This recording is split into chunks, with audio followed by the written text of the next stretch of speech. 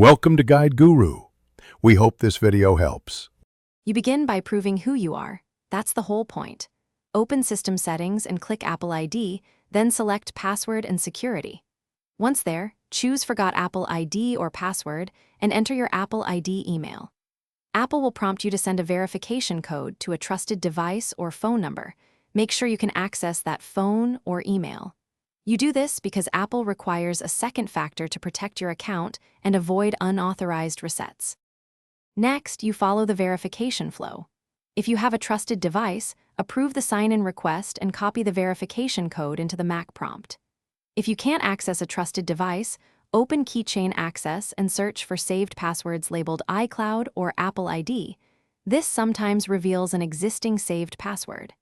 If neither works, choose Account Recovery and follow the prompts. This process can take days, but restores access securely. Be patient, and finally, you set a new password and lock things down. Enter a strong, unique password, then sign in across your Mac and other devices to update credentials. Once done, enable two-factor authentication if it's not already on, and confirm a recovery email and phone number so future resets are faster. If something goes wrong, like no recovery progress, check your account recovery status from the Apple ID site or contact Apple support. They can verify identity and finish the recovery. Thanks for watching. Consider subscribing if we helped you today.